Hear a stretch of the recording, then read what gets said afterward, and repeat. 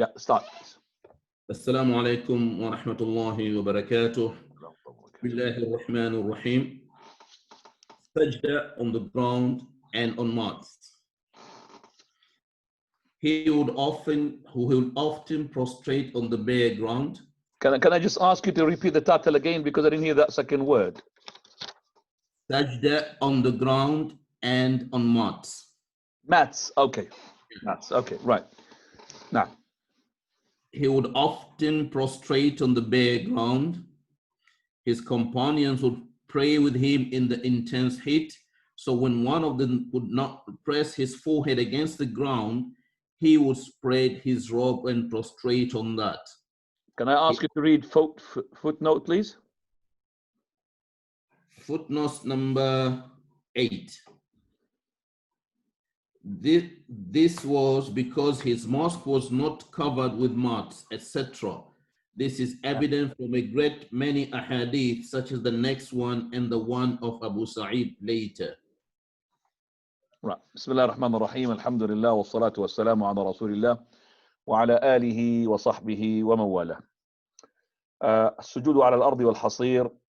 Before I start, I just like to make sure that you understand that we're going to go a bit faster in order to catch up with the brothers of Brixton so we could unite the classes to be the Northampton people will be following us on, inshallah, not this Thulatha Tuesday coming, but the Thulatha after.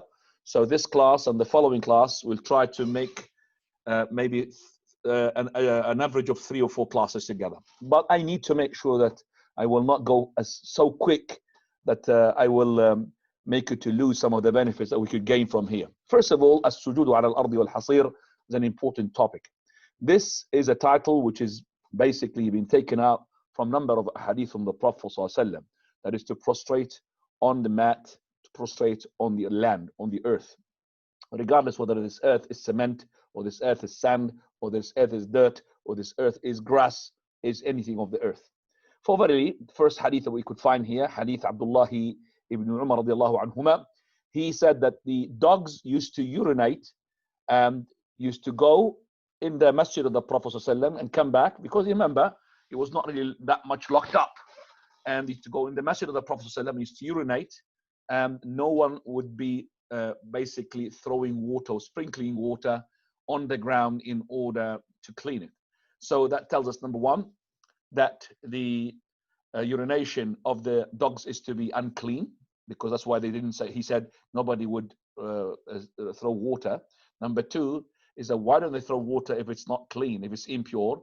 Because the sun dries the land, and once it dries it, then it becomes clean. Number three, because it is not a carpet, or it is not because a mat in that sense where it will have the urine sponge into it, but actually it goes into the ground.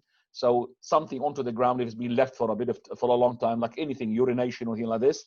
So if the smell has gone and the actual urination had gone, and of course there would be no taste there, so that means the earth is clean. So if you left the land, okay, it will be clean. So this is the first hadith that tells us that the Prophet ﷺ masjid was not sponged, it was not really matted, it was actually made of dirt, sand, dirt.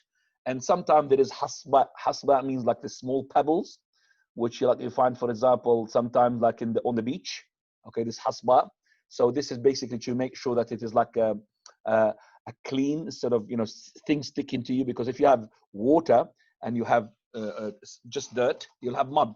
And the Prophet ﷺ masjid, as we're going to see, it was he would prostrate on mud, but he had championed some of the companions who brings some of those pebbles to make them like a carpet for them.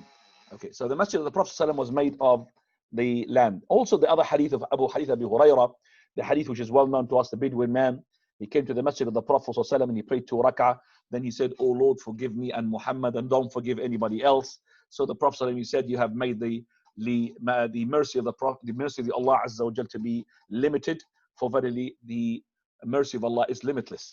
Then suddenly after that, he just left, and then he went to the corner of the masjid and he started or wanted to urinate. So the companions came to him, and they're about to beat him up. So the Prophet ﷺ, he told him off. He said, "La tuzrimu, da'u, leave him. Do not make him to be sort of incurring, I would say, a harm when you stop him from urination. You know, medically speaking, if you're about to urinate and somebody to tell you to stop, that would affect the mechanism of your urination. So he said, "Dahu, let him." And then he said, "Innama bu'ithtu muyassirin." You're being sent to be easy onto the people. You're not being sent to be hard onto the people. Subbu alayhi sajdan min al-ma'. That is, just put water onto it, and that's it. Now, if we say yes, subbu alayhi min al-ma', pour water here. So why did the dogs were not being poured water in it? Here, the water is being sprinkled, to be put onto it to hasten the process of the purification. So if the urine was left, okay, after a day or so, it will be gone. So to hasten the process of purification, we say in Arabic as a principle, jafun ala jaf, tahirun bila khilaf. If you have dry upon dry, you are dry, the land is dry, dry on dry, that's it, and it will be pure without any differences amongst the scholars. So there will be, it's pure. So he said to them to put basically the water in for the sake of what? Hastening the process of purification. Right. Now, we know that also from the ahadith of the Prophet ﷺ that the Messenger of Allah's masjid was made of dirt. Another hadith, which is hadith Abu al-Walid, he said, I've asked Abdullah ibn Umar about this pebbles which was in the masjid. Our Shaykh al-Albani makes this hadith da'if, but it is strong with the other hadith. That is, they used to bring the hasba with them, and the Prophet ﷺ, he said basically what a good mat it is to have those pebbles to protect you from the mud. But we know for a fact that there's a hadith where he tells the Prophet ﷺ, he said when he was asked, al-mashu fil masjid, can we just, for example, level when we prostrate? That is, and he meant the hasa. He said, yes, if you want to do it, then once, don't do it too much. So if every time you want to prostrate, you can't just level it. So if you level it once because you want to be preoccupied by the prayer, nothing else. Okay? And here it doesn't mean that the masjid, all of it is hasa, but it shows that there is hasa there, which is the pebbles, not just the dirt. Right. Now we have here the hadith, which is our brother here, or Sheikh, the reciter, recited for us. وَكَانَ أَصْحَابُهُ, and a very important issue here, that the companions of the Prophet ﷺ used to pray with him in the heat. So that means the sun can go inside, and also there's heat. And it was not ceiling, which is sunproof or even rainproof. So if one of them was not able to put his forehead onto the earth, onto the land, he would stretch his garment, his thobe. So he's got a thobe. The thobe is like the qamis, which is the top part. So he would stretch it. So that means because it's white. You know, imagine you've got a Pakistani one, Shawwal. You could just stretch it. So in order to land his face on it to protect himself from the heat. Okay. And then he used to say, we're going to follow inshallah with this hadith. But this is important hadith. The reason behind this, you might have found that maybe, or you heard, that somebody would tell you that you're not allowed to pray with your qalansa, with this one, if it is covering the forehead. And even somebody will come to you, brother, put your forehead, put it like this to show your forehead. And if you're not knowledgeable, then you'll not be able to answer him, and you will follow just what he says to you. And it happens to me when I was at the beginning of my knowledge ladder. And it was, I'm talking about here back in the 1990, exactly, 1990, or 1989, sorry, 1989. 1988 maybe. So I was praying, and it was the mu'adhin of the masjid. He came to me, and it was just maybe about second, third time I came to the masjid.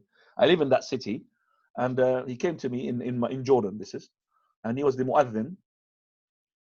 And I was with the brothers, and because I was dressed up maybe in full sunnah, in contrast to the others, and the mu'adhin also the same thing. Then he came to me with harshness and power. You know, I have, you should really put this up like this. And my hand was like this normal.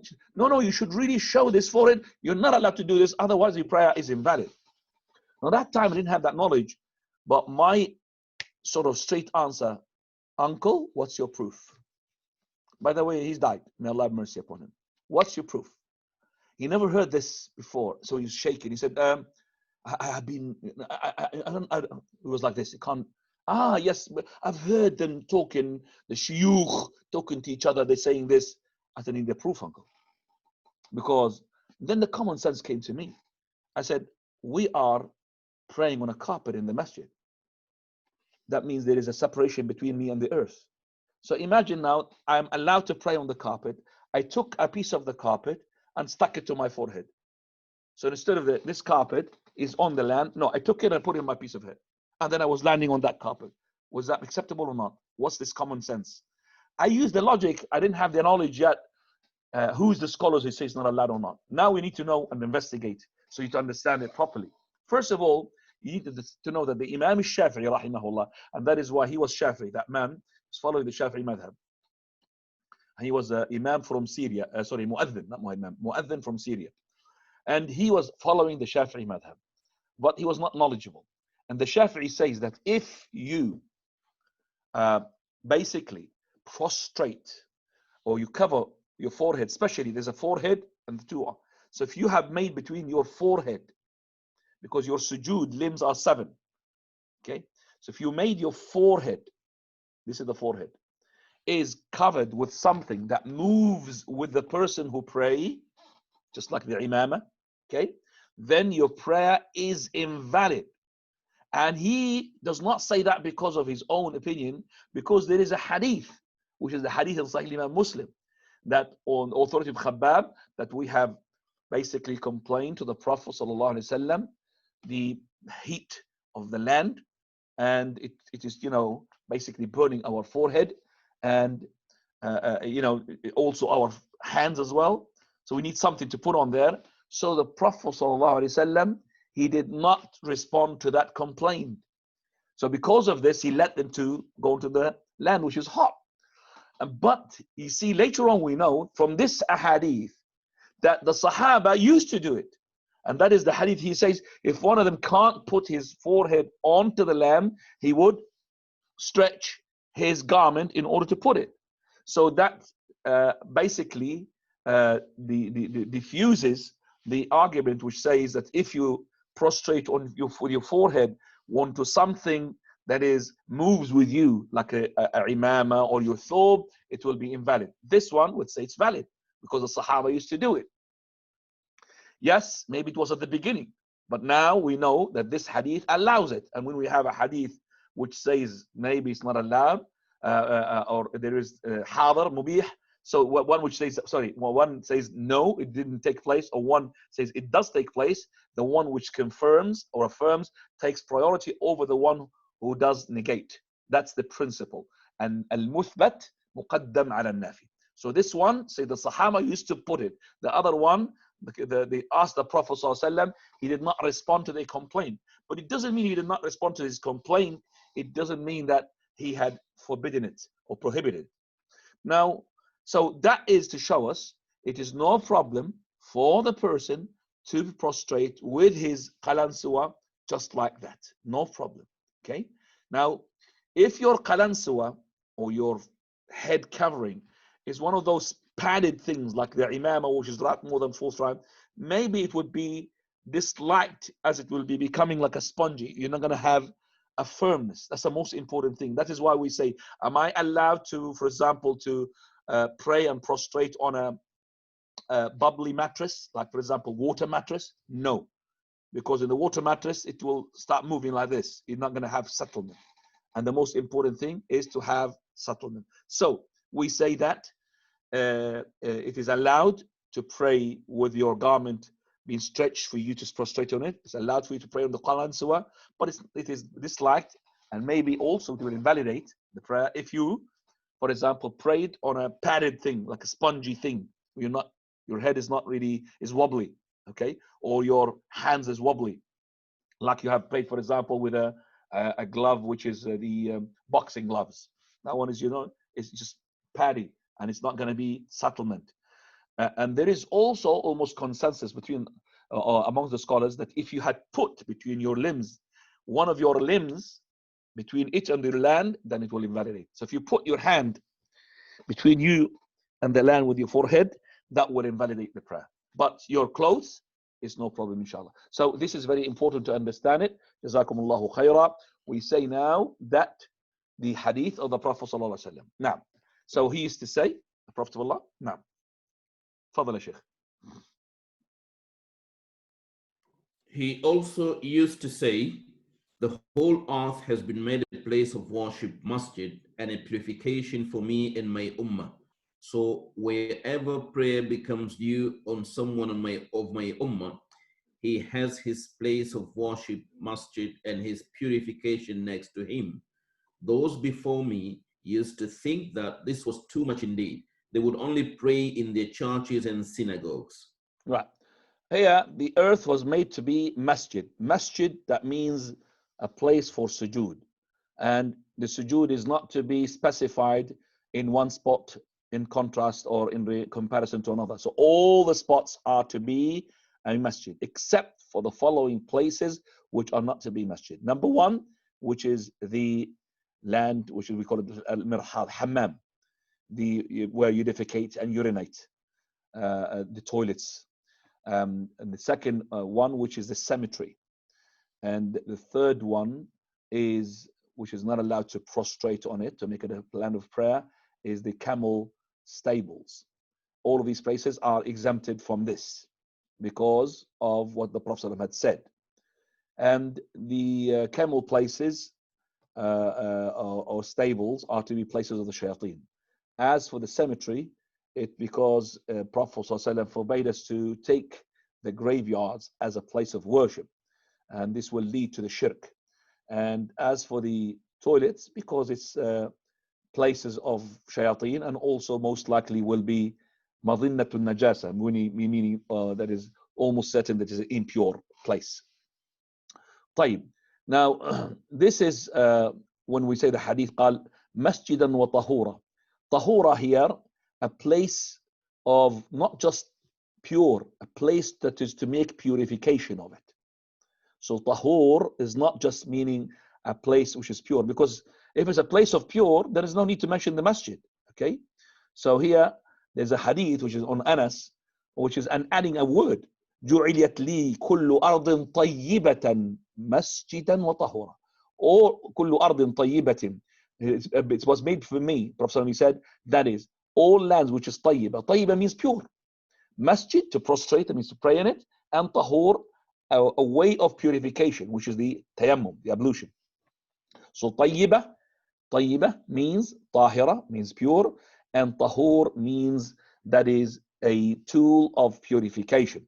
So as long as the earth is upon what it is, then I could use that to purify myself. So the hadith substantiate and strengthen the fact that tayammum can be done from all what is onto the earth, and is not specified just only to the dirt, to the turab, as people they think. For verily, the generalization can be backed by the wording قال فأينما أدركت رجلا. So as-salah. So anywhere the salah comes to you, okay. So whether this salah came to you and the time of it came to you in the land of England or the land of Saudi Arabia or in the land of Saudi Arabia, in any place, there's no specific spot to another spot. So there's no, for example, a holy haram air, like this. You see these people who are making wudu out of the holy haram air, haram wind, subhanallah. They're making, pretending they're making wudu, Allah musta'an. So there is no such thing that the land in Mecca is only for purification, and the land of, for example, in Riyadh is not for purification. All the land. And this is why Ibn Daqiq al-Eid, rahimahullah, he said that he who had specified the dirt, which is the turab, for tayammum, then he has to bring another specific proof for this, because the hadith is in general. Because the Prophet said, وَقَالُوا فَعِنْدَهُ مَسْجِدُهُ وَعِنْدَهُ طَهُورُ. That is, both things. He's got place of prayer and also a tool of purification, which is the tayammum.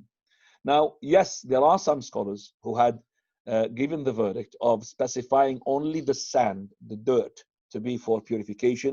One of them is Imam Shafi'i, one of them is Imam Ahmad. But the others, like Imam Malik, Imam Abu Hanifa, and also Ata wal-Awza'i wal-Thawri, and also on top of them Ibn Hazm rahimahullah, or Shaykh al-Albani rahmatullah alayhi, they said this is general, anything on the earth. So tiles, bricks, okay, anything from the earth, okay, concrete, okay, it doesn't have to be the dirt, the sand. طيب, not the wood though, not the wood, not the metal. It has to be from the earth, made.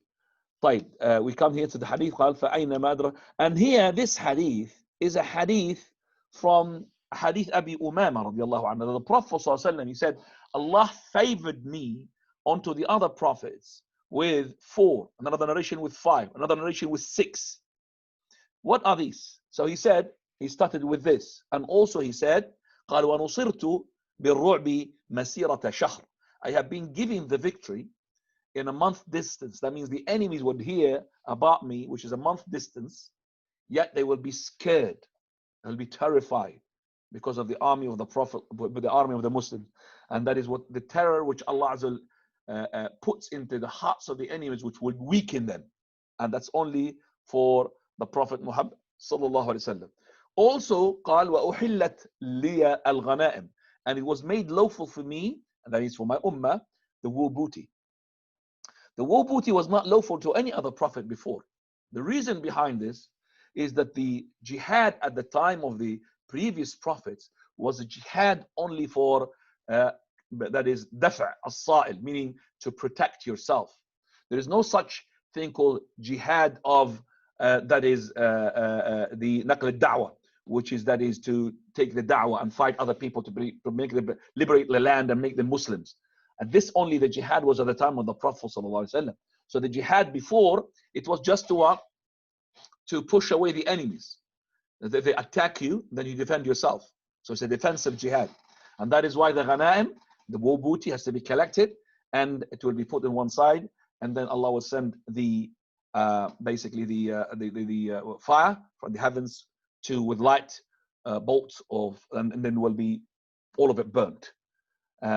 There is no way for them to take the war booty. For us, it's allowed, alhamdulillah, because we have also the jihad is called jihad naql al-da'wah, not only jihad daf' as-sa'il, which is the main jihad of taking the da'wah, the Islam, to the other lands which have no Islam, and to make sure that Islam is an option for the people to take, and also it is for the word of Allah to be the uppermost. Type. And also from this hadith, we were from the other 5, which is mentioned, that the Prophet said, that is, all prophets have been given their supplication, and all of them hastened their supplication, except for the Prophet. He had kept his supplication, which is intercession, for his ummah on the day of resurrection. On the day of resurrection. طيب, alhamdulillah. So this is now tells us that this hadith, that wherever you go, you could make salah. Is that different from the people before? Yes, it was. For when we have a hadith from Abdullah ibn Abbas, which is authentic himself, he said that all the prophets before the Prophet Muhammad ﷺ, he would not pray until he goes to his place of prayer, what it is, the land of prayer, which is this, they call it synagogue or the church, but at that time I'm saying, which is the mihrab, the place of worship. They can't do any worship. That's why Maryam, she would worship inside the mihrab. That's why Zakaria, he would worship inside the mihrab, the place of musalla. But other than that, no one except for the Prophet Muhammad ﷺ, you could pray in any spot on the land, regardless. So you have, wherever you go, you got your own masjid, as well you've got your own tahur, which is your dry ablution.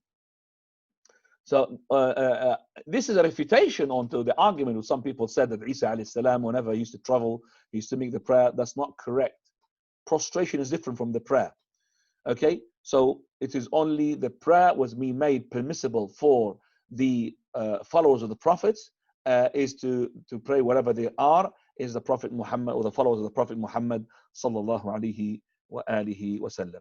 Also from the things that the Prophet sallallahu was given is the jawami' al-kalim, meaning the words which are few in numbers but have vast in meaning.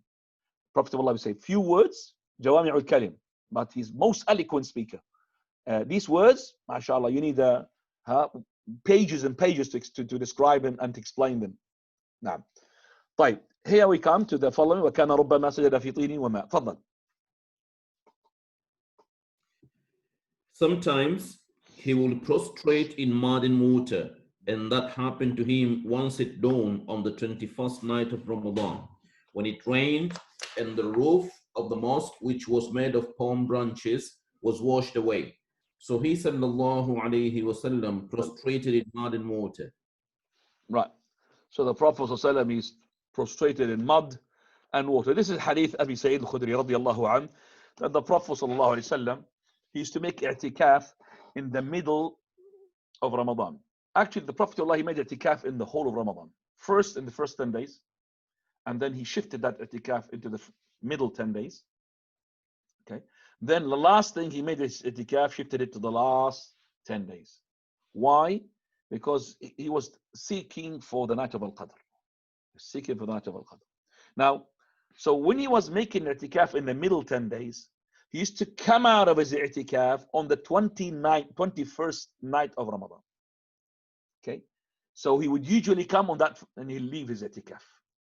On that particular year, okay, which he used to come out of his i'tikaf, which is that particular night, particular year, in the 21st night of that particular year, where he had finished now 10 days in the middle, from the 11th to the 21st, 10 days. So he said, he who had made i'tikaf with me, let him make i'tikaf in the last 10 days. Why? Because the Prophet ﷺ is being told that the night of Al-Qadr is in the last 10 nights. Then he said, so seek the night of Al-Qadr in the last 10 nights. And also he said, in the witr, the odd. Now the odd, as I said, differs. How do you count the days? From the end or from the beginning? Because the end could be 30 days, could be 29 days. So we said, seek it in the last 10 nights all together, starting from the 20th night. Prophet of Allah ﷺ, he had actually made i'tikaf on the 21st night on that year, because he was making the i'tikaf in the middle 10 days. So here, and that night, in that particular, the Prophet Abu Sa'id, he said, the heavens had rained to such an extent that, you know, the masjid is made of palm fronds, is not waterproof. So started leaking into the masjid. So he had seen the Prophet ﷺ, when he left the prayer, on his forehead there was mud and water, and that was in the Fajr of the 21st day of Ramadan. On the Fajr, Salat al-Fajr, because we have finished the 21st night, it was the night before. The 21st day will be following, because the night always precedes the day. Right. So here we find the hadith tells us that the masjid of the Prophet ﷺ was made of no carpet. Now, go ahead, please. Wakana. Also, he would pray khumrah. Khumrah. Also, Yeah. he could pray on a khumrah. Khumrah, you've got a footnote there for it? Bukhari, Muslim, al-khumrah. Al-khumrah is a piece of matting, palm fiber, or other material which is big enough for a man to place his face on in sajdah. The term does not apply to larger pieces. Right. Well, we have something to talk about this regarding this khumrah. Ibn al-Athir in An-Nihaya, he says al-khumrah, it is the same thing which is being described, something that is just that big for you to put your face and forehead on it, and it's made of thread, but this thread as well is covered by the khus, which is the reed mat. You know, the reed mat is covered by it, or covered by anything which is other than the thread itself. And he said that the khumrah cannot be khumrah except if it is that size. That's why it's called khumrah. But Al-Khattabi, he said, it is a sajadah. You know, sajadah means the carpet, okay, which the person prays upon it. It's not just the one which is for the face. And then he had mentioned the hadith of Abdullah ibn Abbas.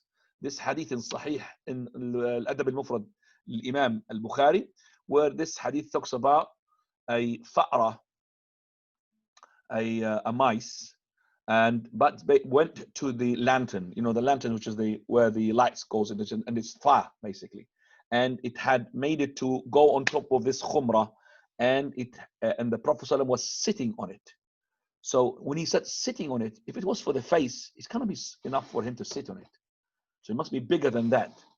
So this khumrah is not just the one which is onto the face. It was mentioned in the hadith, and the hadith, as I said, is hadith sahih. Actually, in the hadith itself, it says that this lantern or this fire went on top of this khumrah, and it burnt from it, not all of it, it burnt just like a mawdi' dirham, like about the size of a coin, like that. It's burned from that, from the Prophet ﷺ. And then he said, the Prophet of Allah, if you to sleep, then switch off your lanterns, for verily the shayateen, he would tell something like this, which is the mice, to do something like this, that is to burn you. So lanterns here is not linked to our electricity. The light is different, so it's not really to do switch off your lights. The lanterns is made of the fire. As for so it's basically this is to out of safety. So there's no harm for us to leave the lights on. There's no sort of hazards here. But the lantern, which is the one which is like got fuel, like oil in it, and it's got like fire coming in. If you drop it, the oil will drop, and the fire will, take place. That's the one that you need to switch it off and put it out before you sleep, because as the Prophet ﷺ, he said that he will tell the shaitan, he will tell something like this, which is these animals, like this mice, and this is why the mice is evil. That's why being commanded to kill it, not to keep it as a pet. طيب. Then he says أحيانا على الحصيد, sometimes on the mat, yes, on the reed mat, correct, Sheikh? Yes, correct. Sometimes on a mat, sometimes, and he prayed on it once when it became blackened due to the prolonged use. Okay, prolonged use. We're going to use as well to explain that in a minute. We're going to go to a footnote that you got. Read for that. We need a footnote. Hang on, hold on to that footnote. I'm going to ask you to read it in a minute. Right, Maymuna, the wife of the Prophet ﷺ, she used to say that the Prophet of Allah used to pray on a khumrah. I have no doubt for me that the khumrah is more than the face. It is the Sajadah, which is the carpet that the Prophet ﷺ used to pray on it. Now you make sure that if you have a carpet, that this carpet is not colored, because the khumrah means got matte color. It's a mat. So it's a mat, and it's a mat in terms of design wise. Nothing to take your focusing and concentration from the prayer. So you have to be sure that you do that. طيب. And also we have these ahadith being mentioned by a number of companions: Salama, Aisha, Sulaim, Jabir ibn Abdullah, Habiba. Okay, all of those. Then he says here, and sometimes he would pray on the hasir, the mat itself, which is the reed mat, not the khumrah, which has got thread into it. We have a hadith also from Anas radiallahu anhu, that a man from the Ansar, he said, I can't pray with you, because he was a big man. So he made food for the Prophet ﷺ in order for him to be called to his place. So he came to his masjid, to his house, and the host, he had put for him a hasir, a mat for the Prophet ﷺ. And this hasir is not like, as I said, the cloth. This is something that you could clean. I don't know, you know, the reed mat. You could clean, you could put water in. So you put even water in it to make sure that it's clean. And the Prophet ﷺ, he prayed on it 2 rak'ah. A man who was curious, he asked Anas, the narrator of the hadith, did you ever see the Prophet of Allah praying the duha? He said, I did not ever see him praying the duha except that time. So he was praying the duha in that place of that person. This hadith in Sahih al-Bukhari. طيب. Now, it says here at the end of this, a very important thing, that it has gone black and dark because of lots of usage. But the word in Arabic used, min tuli ma lubis. Lubis means worn out, to worn, to wear something. So let's have the footnote, please, there. Al-Bukhari Muslim, go ahead.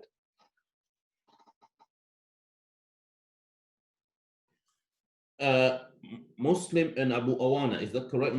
Footnote number 4. I don't know what is the footnote in your book, Yeah. but there's a footnote. Yeah, that's correct. Arabic labisa usually means to wear, but here it is used to mean to use, that is to sit on. Hence, wearing includes sitting on. So this indicates that it is prohibited, haram, to sit on silk because of the prohibition on wearing it. It established in the Sahih of Bukhari and Muslim and others. In fact, a clear forbiddance of sitting on silk is related in these. So do not be confused by the fact that some leading scholars allow it. Right. So the word here, it says قَدْ اسْوَدَّ مِنْ طُولِ مَا لُبِسْ. It was gone dark, this mat, because of lots of usage. And the word for usage being lubis. Lubis means you wear it. From that as well, we know that for a fact, to put harir clothes, which is for a man, not for a female, which is haram. To put clothes made of silk is not allowed. Okay? So is it allowed to sit on a silk? No, it is not allowed. Why? Because of this hadith. Because the word for both is used as in war. So if also what you pray on it is called what you put on.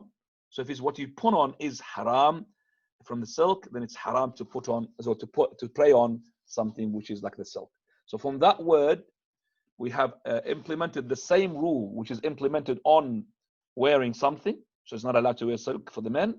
That is to implement it on something that you sit on it. And by the way, you have to understand, but when a person makes an oath, okay, that let's say he said, by Allah, I am not gonna wear a silk, okay. If he had sat on the silk, did he violate his oath? That depends upon the way he understands the word wear. Do you understand me? So if he understood it as both, not to sit and not to clothe himself, yes, he had violated his oath and he has to expiate. But if he meant, by Allah, I'm not going to put on, I'm not going to wear lan albisa al-harir, the silk, and he had sat on it, and he doesn't really include the sitting on it, it's just like wearing it, he's not going to be violating his oath. Fine. Also, we have this hadith which is being mentioned. This hadith is a part of a hadith Anas radiallahu anhu, that his Jaddah, his grandmother, and this is the right correct opinion regarding Mulaika. Who is she? Is she the Jaddah of the narrator or Jaddah of Anas himself? The narrator from Anas. It is actually the correct opinion. It is the grandmother of Anas radiallahu anhu, Mulaika. She had called the Prophet ﷺ for food, and he had eaten from it. Then the Prophet ﷺ, he said, let's go and let me pray and lead you in the prayer.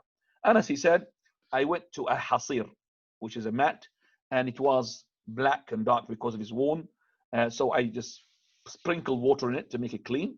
So the Prophet ﷺ stood on it, and he had lining up us behind him, me, Anas, and he was a boy. And قال اليتيم, the orphan, واليتيم, and the yatim means is less, remember, than the puberty, because you're not going to be orphan if he's above his puberty. If he's above his puberty, he cannot be called yatim. Orphan is the one who lost his father, not the one who's lost his mother. If he's lost his mother, not lost his father, they don't call him yatim. Yatim, the orphan, is the one who lost his father. Of course, if he lost his father and mother, then both. They call him al-latim, not al-yatim as well. So if he lost his father and he is less than puberty, then he's yatim. But he's above his puberty, he's not an orphan anymore.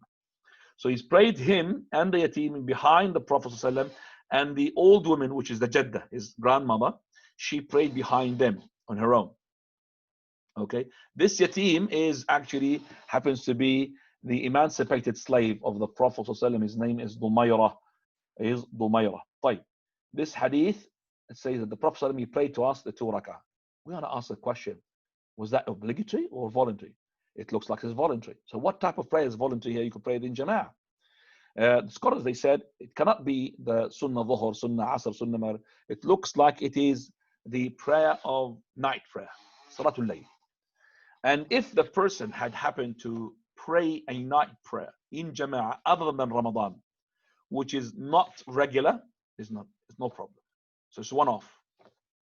So if, for example, a scholar came to your house and you were staying during the night and you wanted to pray the witr together, okay, is it just one off, not to be a regular? Regular is bid'ah. Then there is a hadith to support it, which is this one, wallahu ta'ala a'lam. Let's go down to the following topic, which is al-raf'u من السجود. تفضل. Rising from Sajdah. Next, he sallallahu alayhi wasallam would raise his head from prostration while saying takbir.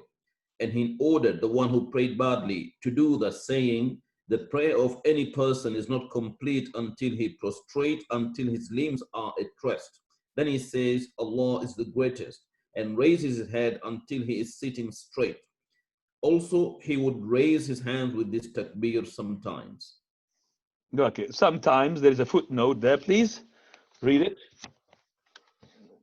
Bukhari in his Juzu. No, before that.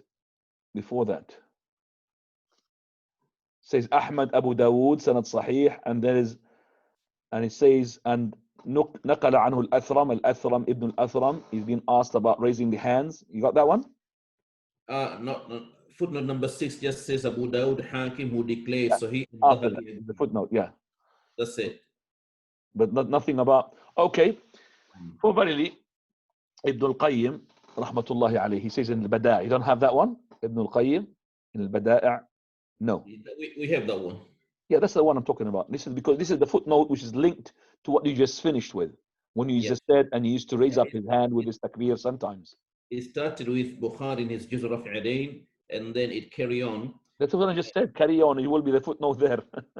Yeah, to raise the hands here with every takbir was a view voiced by Ahmad, as in Ibn al-Qayyim al-Bada'.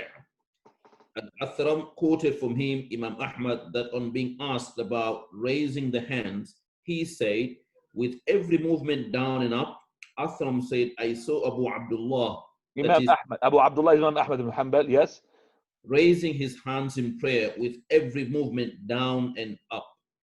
This was also the opinion of Ibn al-Mundar and Abu Ali of the Shafi'i, and also a view of Malik and Shafi'i themselves. And also you could add an Ahmad. So this is a saying of Ahmad, Malik and Shafi'i. Now, in Tarh al-Tathrib, the raising of the hands here is also authentically reported from Anas bin Malik, Ibn Umar, Nafi'i, Tawus, Hassan Basri, Ibn Sirin, and Ayyub al-Sikhtiyani, as in Musannaf Ibn Abi Shaybah, with Sahih narration from them.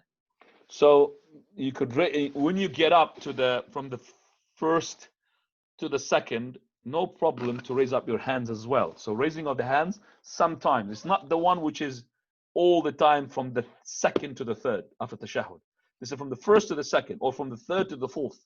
Prophet ﷺ, he would raise up his hands as well with this takbir sometimes. So we have now, after we referred to the first sajda, so we're going to say Allahu Akbar. You could do that, no problem. So you could, from the first sajda, I could say Allahu Akbar. You could raise up your hand. But when you do that, or when you do from the first to the second rak'ah, so it's between the two sajda, you need to make sure that the people behind you, they know what you're doing. Because if you do this and the people said, what is this? I've never seen this prayer before, you're going to confuse them. You have to teach them. And we as people behind, we have to follow the imam. If he raised up his hands between the two sajda, we raise up our hands. If he raised up his hand after the first rak'ah, going to the second rak'ah, we raise up our hand. إِنَّمَا جُعِلَ الْإِمَامِ لِيُؤْتَمَّ بِهِ. Remember, when you get up to the between the two sajda, is that you have to تَطْمَئِنَّ مَفَاصِلُهُ. Tatma'inna means all your limbs are going to be settling. It's not to go like this and then straight away to the second sajda. You have to sit in between with itmi'nan. Now, let's talk about the iftirash bayna sajdatayn. You have to put a title there. Al-iftirash, making iftirash between the two sajda. Now, continue please. To sit muftarishan between the two sajdas. Now. Next, he would lay his left foot along the ground and sit on it relaxed. And he ordered the one who prayed badly, those saying to him, when you prostrate firmly. Then when you rise, sit on your left thigh. He would have the right foot upright and point his toes towards the Qibla. I'm going to explain all of that, inshallah, practically. Go to the following. Iq'a, between the two sajda. Iq'a. Iq'a, between the Iq'a. Iq'a, between the two sajda. No.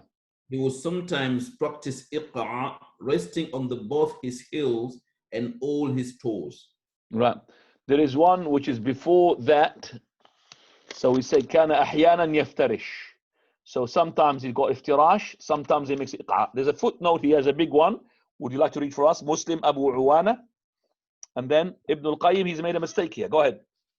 Muslim Abu Uwana Abu Shaykhna When I see you read the note, Sheikh, I want the note just only. I don't want the Muslim. I want the notes when he says, yeah. Ibn al-Qayyim rahimahullah overlooked this. So after mentioning the Prophet sallallahu alaihi wasallam iftirash between the two sajdah, he said, no other way of sitting here is preserved for him. How can this be correct when iqa'a has reached us via the hadith of Ibn Abbas in Muslim, Abu Dawood and Tirmidhi, who declared it sahih, and others see silsilatul hadith as-sahiha. The hadith of Ibn Umar with the Hasan Isnad in Bayhaqi declared sahih by Ibn Hajar. Also Abu Ishaq al-Harbi related in Gharib al-Hadith from Tawus, who saw Ibn Umar and Ibn Abbas practicing iqqa'. Its sanad is sahih. May Allah shower His mercy on Imam Malik, who said, every one of us can refute and be refuted except the occupant of this grave. And he pointed to the grave of the Prophet. That means anybody can be making mistakes, regardless of whom he is. He's saying, Imam Malik, everybody can be refuted and refuted upon, except for the one who is in that grave, meaning Muhammad sallallahu alaihi wasallam. He pointed to the grave of the Prophet of Allah. Go on. This sunnah was practiced by several companions, successors, and others, and I have expanded on this in al-Als. Yeah, there is a mosque. I can't expand anymore because of the time. So I will explain to you what is the iq'a'. Go ahead. And then I said, of course, this iq'a' is different to the one which is forbidden and follows under tashahhud. Right. Okay. And so we're going to go to now, before we go to the iq'a', which is to settle between the two sajdah, let me show you, inshallah, how we're going to be showing you the Sorry, Sheikh, it's muting you again. Yeah, Allah al-Musta'an. Doesn't matter. Right.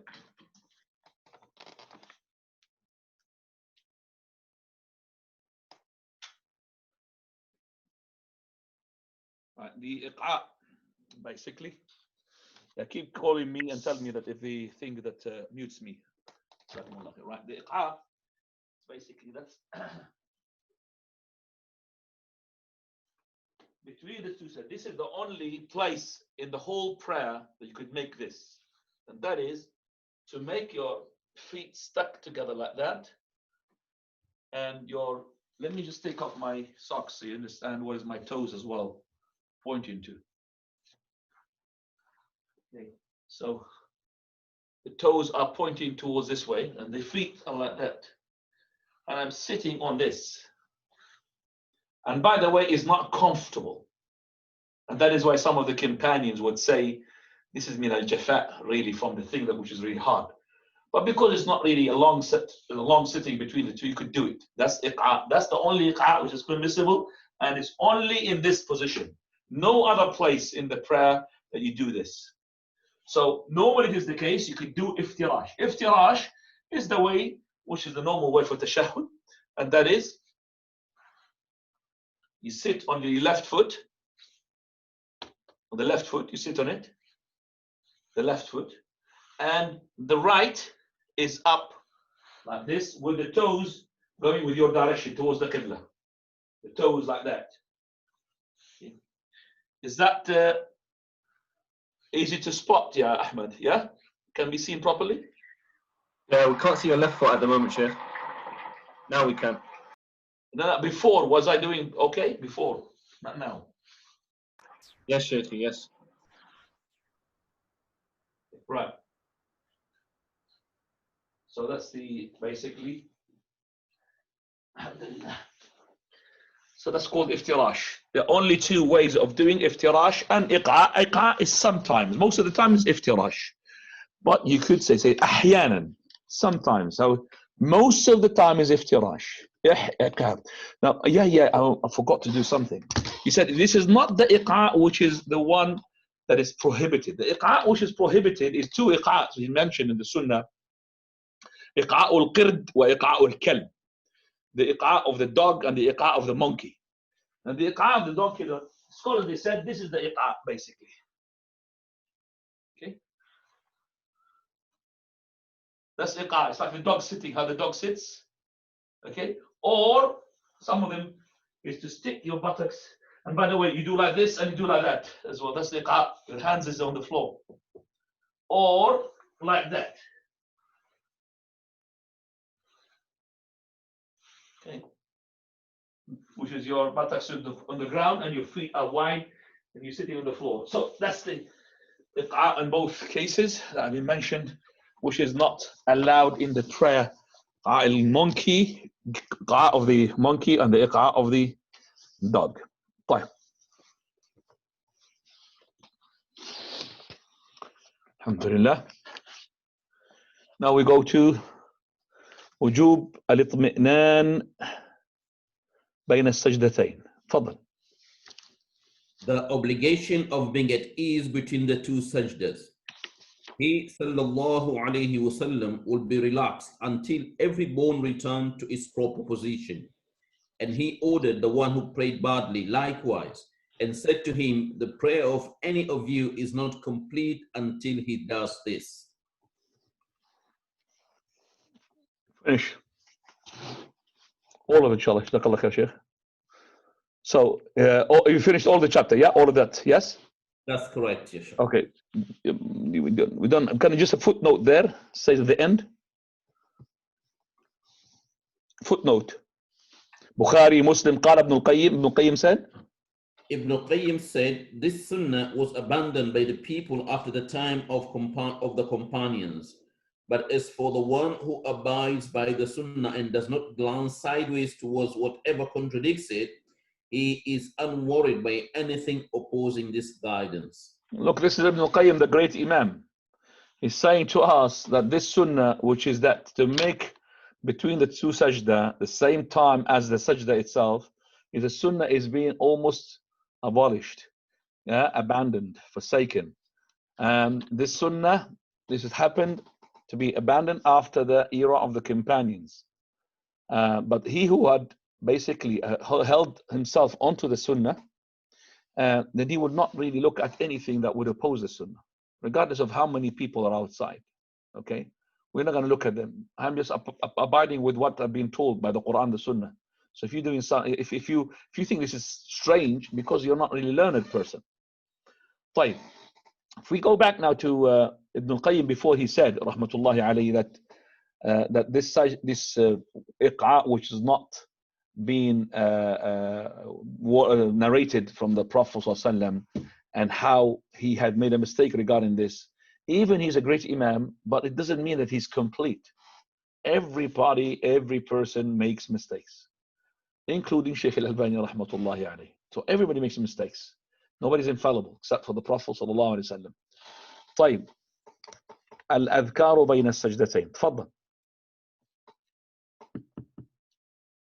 Lengthening the sitting between the two sajda. Is that correct, Sheikh? I don't know about that. Go ahead. What does it say?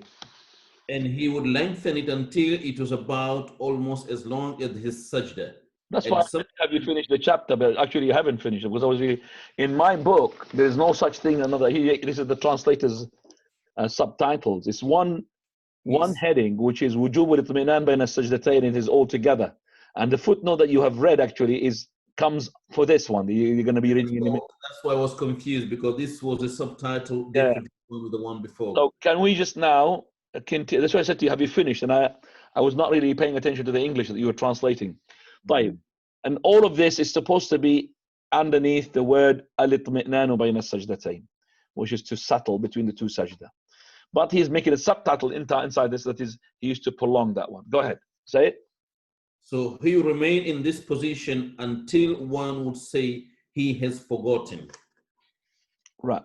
And this is the footnote where you said, Ibn al-Qayyim said, this is sunnah has been abandoned. طيب. Also, it's very important to know that this between the two sajda is a pillar. Meaning that if you did not settle, you just went quickly from one sajda to another sajda without settling in between, your prayer is invalid because it's a pillar. It's one of the arkan.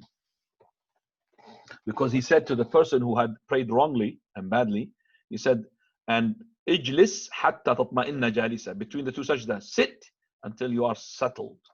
It's not just a continuous movement.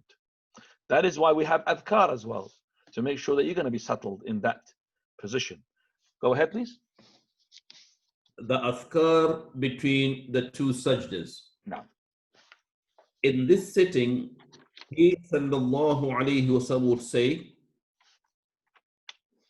Okay, I'm going to read that hadith. I'm going to be quick, inshallah. Allahumma, in another narration, he said, Rabb. Allahumma ghfirli warhamni wajburni warfa'ni wahdini wa'afini warzuqni. Translation of which? O Allah, in one version, O my Lord, forgive me, have mercy on me, strengthen me, raise my rank, guide me, pardon me, sustain me. Sometimes he would say, Rabbi ghfirli. And he used to say this in the night prayer. Now. Oh my Lord, forgive me, forgive me. And he used to say this? And you say the above two in the night prayer also. Right. Now we've got a footnote for number 3 and footnote for number 4. For these two things. Rabbi ghfirli. Footnote. This does not negate the validity of the expression, the obligatory prayers, due to the absence of anything to differentiate between those. No. There is one before that. There's one before that.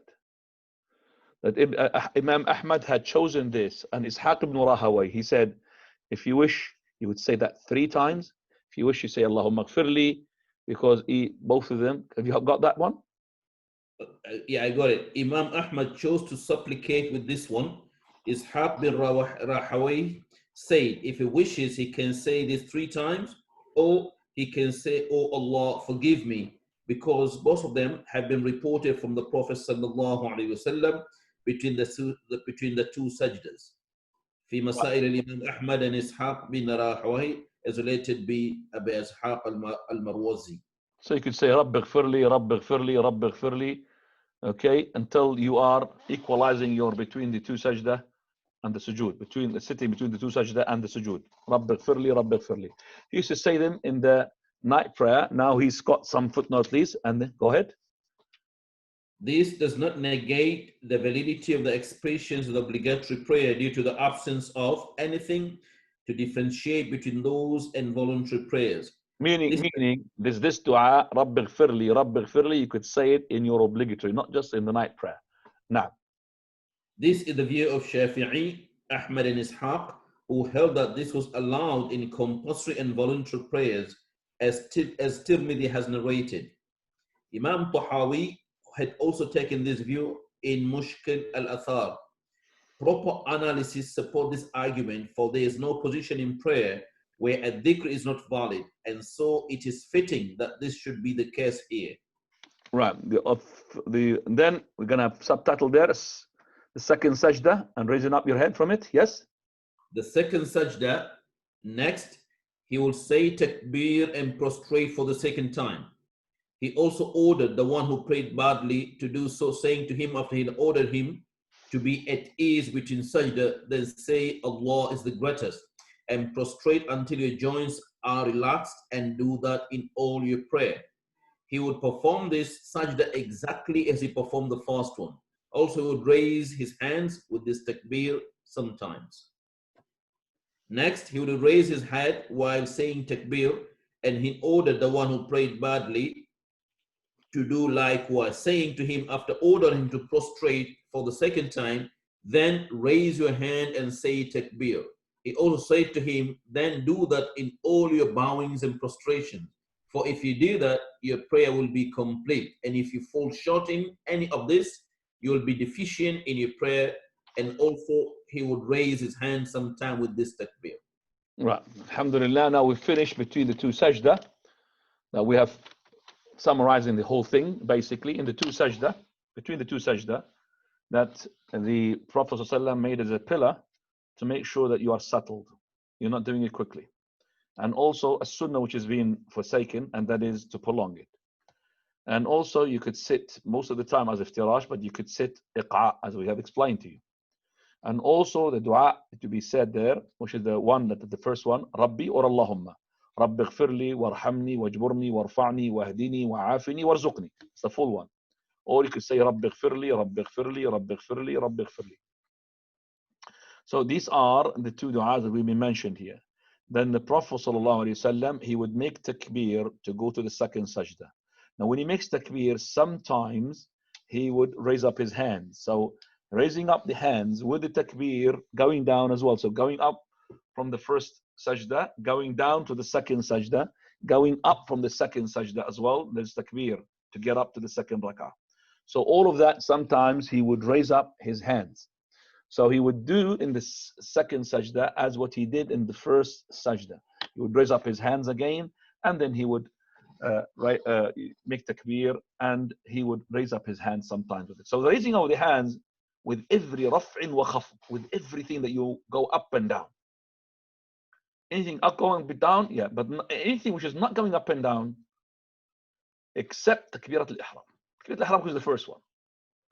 But other than that, takbirat al-Eid, takbirat al-Janaza, those extra takbirs, okay, there is no proof to raise up the hands because it's not going up and down. طيب, now we go to the Jalsat al-Istiraha. تفضل. The sitting of rest. Next, he would sit straight on his left foot upright until every bone returned to its position. Right, this is Jalsat al-Istiraha. Okay, it is before you go to the second rak'ah.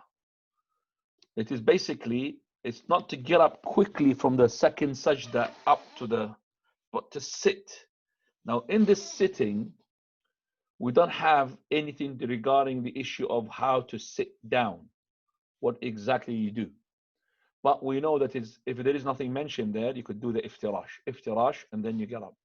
Can I ask for you to read the footnote after that, please? Al-Bukhari, Abu Dawood, and he says, this sitting,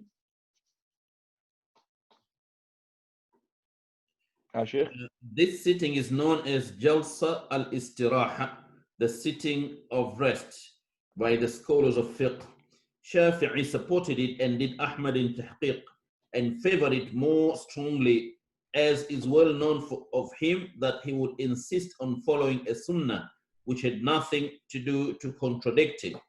Ibn Hani said in his Masail of Imam Ahmad, I saw Abu Abdullah, that is Imam Ahmad, sometimes leaning on his hand when standing up for the next rak'ah, and sometimes sitting straight and then getting up. It was also the preference of Imam Ishaq bin Rahawayh, who said in Al-Marwazi Masail, the example was set by the Prophet ﷺ of supporting himself with his hands when getting up, whether he was old or young. So this Jalsat al-Istiraha is not for somebody who's tired. He wants to get up and make sure. No, it's for both. Whether you are tired, not tired, old or young, fit or not fit, Jalsat al-Istiraha is something that would make the person, he's not in a gym, he's in a prayer. Basically, he's not trying to go in from the second sajda up to the second rak'ah. No, he wants to settle in order to make sure that he will gather his power. And then in time-wise, because you're praying 5 times a day at least, and how many sajda and rak'ahs you're doing? At least 17. That's the obligatory. If you add the voluntary with it, you're going to do about 40. So if you're going to do 40 up and down and up and down, if you're not having got the religious mechanism, which is actually Allah had put that for us in order to protect our knees and our hands and arms, then you're not going to be able to cope up with what you have decided to do, with which I've seen some of the people when they get up, subhanallah. I mean, let me show you the way they get up, and it is really, I know it's a bone breaking. Hopefully, I'm not going to break my bones, but it's a backbone breaking basically. So when they go up, they go from the second sajda, and they go like this. That's maybe you want to go to the gym to do that, but that's not good for your back. The way that you want to do it is this way. Sujood. Allahu Akbar. Jalsat al-Istiraha. which is the sitting of the rest, exactly the same as iftirash.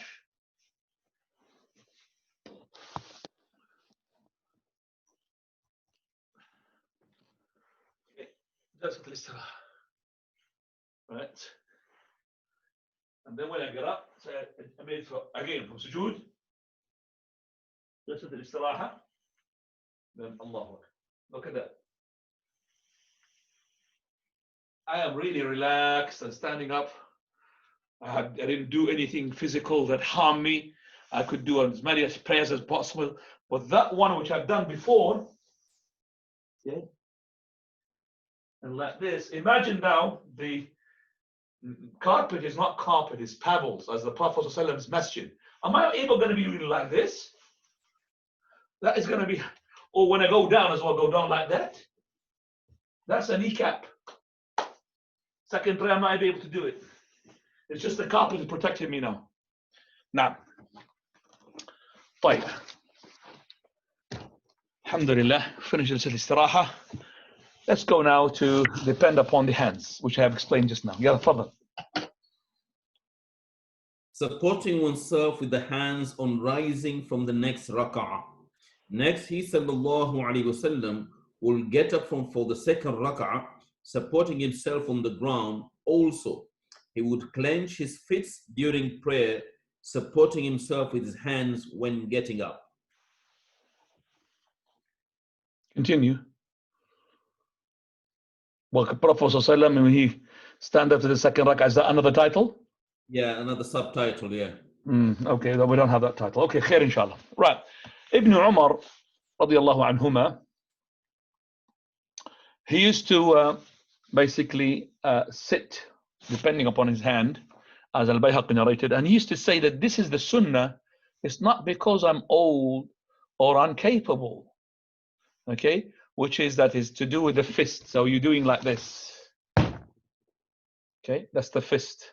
The fist, you could do it like this, you could do it like this, it doesn't matter. Okay, it's like you're doing the dough, kneading the dough. And that will, so you push your knees out, and then the last thing, which is your hand. So you put your hands, knees goes first, and then your hands. طيب. Go ahead. There's a footnote there.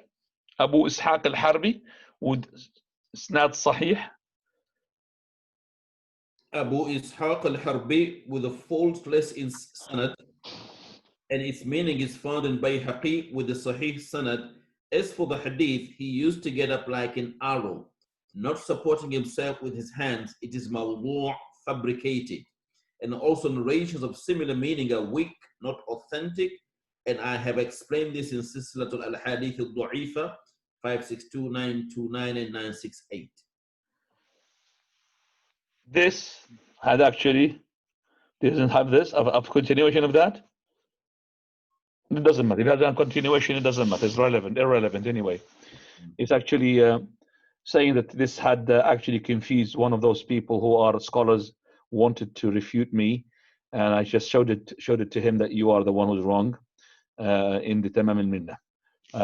Basically, Sheikh al-Albani says this to us that he had said that this hadith is fabricated, that is to get up quickly. Okay, continue please. With the second rak'ah. I don't know what is that you got there in English, because the last thing that you read that he used to with the fist, yes? And Yes, the salah. yeah, that's correct. Yeah, after that, what do you have? I don't know. The second rak'ah, when he got up for the second rak'ah, we commence with all praise to be Allah. Okay, so the second, you're putting a rak'ah thani as a title. Yeah. Okay, go on. Say alhamdulillah. He would start with alhamdulillah and without pausing. Without pausing, right? Here, starting with alhamdulillah, it doesn't mean he doesn't start with bismillah. But alhamdulillah is the audible. This is bismillah is what? Silent. And also the isti'adha to be said in all, as we're going to see, the isti'adha is to be said in all rak'ah, because each unit is different from the second unit. The first rak'ah is different from the second. One isti'adha is not enough for the second rak'ah, the third rak'ah. Let's just continue, please. And the footnote, or you should go on? The footnote, please. Muslim and Abu Awana, the pause negated in this hadith could be pause for reciting an opening supplication and not include a pause for reciting the isti'adah.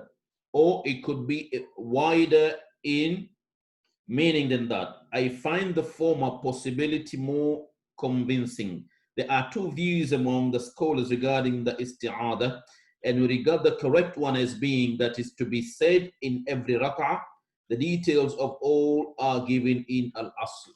This is where I want to, as I said, we can't really, explain everything. The asl talks about a lot of hadith and proof to show to you that it is the best opinion is that to make the isti'adah in every rak'ah, not like the saying of some of the scholars who say the isti'adah is enough in the first rak'ah. So when he says that he was making alhamdulillah, he does not he did not be quiet. This did not be quiet. This doesn't mean he doesn't say isti'adah. Okay, he doesn't say bismillah. Yes, he's being quiet. That means there is no dua al-istiftah, which is the long one. That one will make you quiet for a bit of time. That Abu Hurairah would ask, Prophet of Allah, I sacrificed my father and my mother for your sake. What do you say at the beginning of the prayer? Because he had noticed between Allahu Akbar, Takbir al-Ihram, and saying Alhamdulillah is a huge gap there. It's not just saying A'udhu Billah min shaitan rajim min hamzi wa nafthi wa nafthi bismillah ar-Rahman ar-Rahim. There is something else. So if it was just that little thing, he would have not asked. But there was something else. He asked about it, and that was the opening supplication. Wallahu ta'ala a'lam. طيب. Continue. The obligation of reciting Surah Al-Fatiha in every rak'ah. No, it doesn't say after this, and he used to make this in each rak'ah, as he used to make in the first rak'ah. He will perform this rak'ah exactly as he performed the fast, except that will make it shorter than the fast as before. Did you say this before, or you didn't just say it? You said it now. Just because I think I said it because we'll just flip the page. No, I don't think you said it. But, yeah. Right. So he used to do in this rak'ah what he used to do in the first rak'ah, except that this second, it will be shorter than the first. Usually, please write usually. Because sometimes the second rak'ah is longer than the first rak'ah, as we're going to see. So we have, for example, Surah Al-Ghashiyah in the second rak'ah, Surah Al-A'la in the first rak'ah. Which one is longer? Al-Ghashiyah. So Al-Ghashiyah is longer than the first rak'ah. So usually it is the case, the first is longer than the second. Sometimes you find the second, very rare, you'll find the second longer than. But if you have a pattern where you made the second longer than the first, that's not the sunnah. It's against the sunnah. Wallahu ta'ala a'lam. طيب. The following title, please. I'm sorry to we're going to finish at 9:30. So let's just leave the last 8 minutes for that, or shall we just give us the title, because it's a very short one. Yalla, tafadhal. The obligation of reciting Surah Al-Fatiha in every rak'ah. No. He ordered the one who prayed badly to recite Al-Fatiha in every rak'ah. When he said to him, after ordering him to recite it in the first rak'ah, and do that throughout your prayer. And in one narration in every rak'ah, he also used to say there is recitation in every rak'ah. Right. Okay. So here we say that the person needs to recite the Fatiha in every rak'ah. And if you have forgotten to recite the Fatiha, okay, behind the Imam, then the Imam would suffice. Don't worry about that. Okay. So in the obligatory prayer, which is in the silent prayer, obligatory prayer, like Dhuhr and Asr and the last two rak'ah of the Isha and the last rak'ah of the Maghrib, you must recite the Fatiha. But if you've forgotten, don't worry, the Imam would suffice for that. Al-Imam al-Damin. But he who had deliberately did not recite the Fatiha in the silent one, then his prayer is incomplete. As for this loud prayer, like the two rak'ah of the Fajr, the first two rak'ah of the Isha and the Maghrib, these are loud prayer. The correct opinion that the recitation of the Imam, it would suffice for you and for the Imam himself. Wallahu ta'ala a'lam. Now, Jalsat al-Tashahhud, inshaAllah. Allahu musta'an, I'm going to be 1, 2, 3, 4. I'm going to be doing a lot of pages, basically, to catch up with them. A lot of pages. Got 5, 6 minutes, inshallah, for the questions. priority goes only to the ones from Northampton, please. If you have a question from Northampton, please go ahead. Put your hands up. Have they been taught? I think so. I have a question, Sheikh. Of course. You can't put your hands up, by the way, because you're a co-host. Jazakallah khair. In Jalsatul Istiraha, when we are standing up for the next rak'ah, when exactly you need to say Allahu Akbar? When you're pausing on the sit or when you're on the standing up? So if you're coming straight from the sujood or from the sajdah to the jalsa, do you say anything or you just keep quiet and then you say Allah when you stand? Where do you exactly say it? You are here. Like this. So you're saying in this, when do I say Allahu Akbar? Is that right? That's correct. Yeah. So let me now demonstrate it with the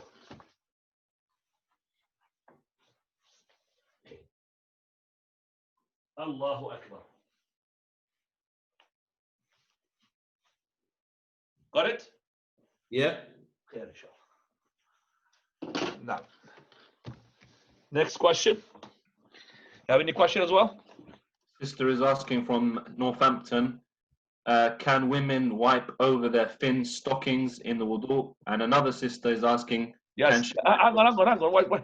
I can't cope with two questions. Sorry, Sheikh, it's just a similar thing. No, if it's similar, just give me one question.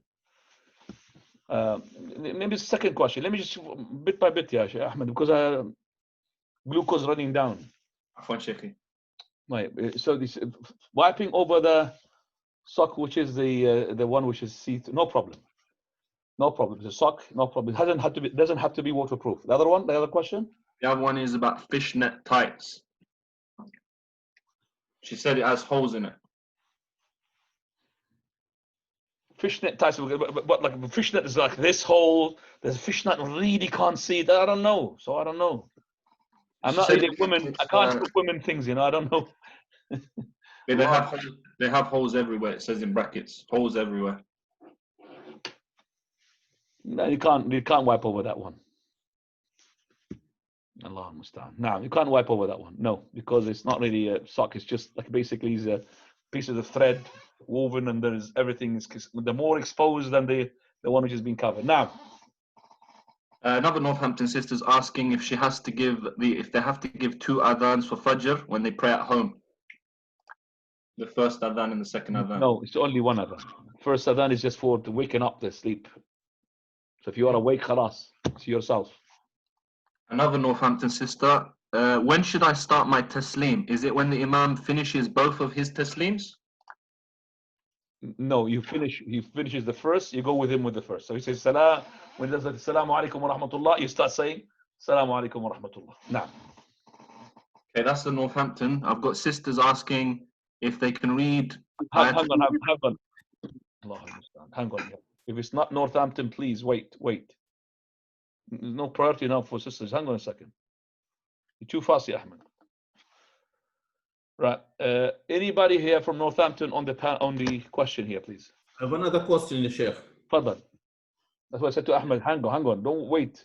Regarding the raising of the hands, with what is the wisdom behind it? Because we hear that the companions used to go to the mosque before the new Muslim with their statues hidden in their armpits. That's why it was the hikmah to raise. Is that correct? When he said that the Sallallahu Alaihi Wasallam used to raise his hand in every position because fabricated. It's fabricated. No. Barakallahu fiqh. Abdul Rahman, Abu Abdul Rahman. Is that anybody who is, please? I don't know. Abdul Hafiz, are you from Northampton? Abdul Hafiz, can you speak up, please? Fine. Right, we'll go now to the. No, everybody puts his hands up. Doesn't matter. Everybody puts his hand. Fadal ya Faisal. Okay, it's my mistake. Hang on. I'll go to Abdul Hafiz. It's my mistake. You should have reminded me, Ahmed.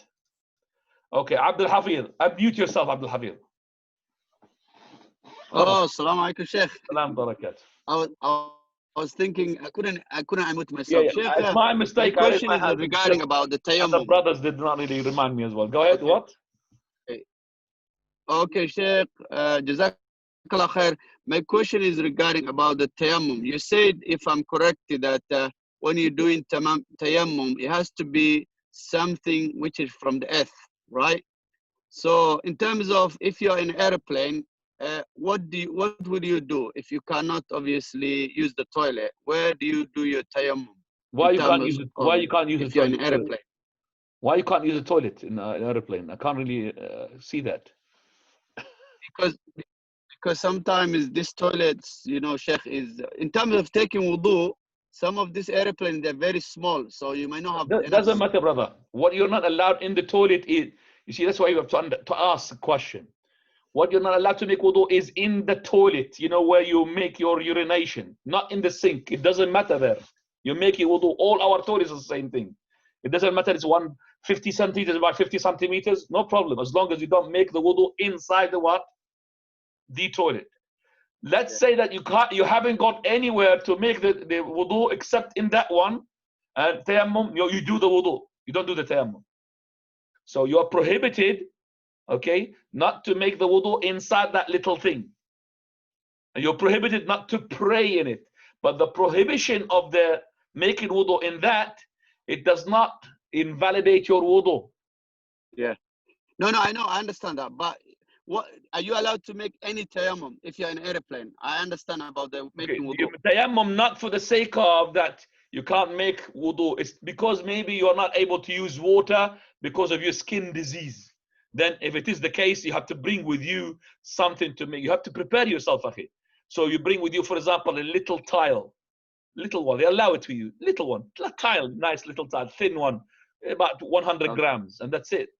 You know these tiles for the kitchen? Just Yeah.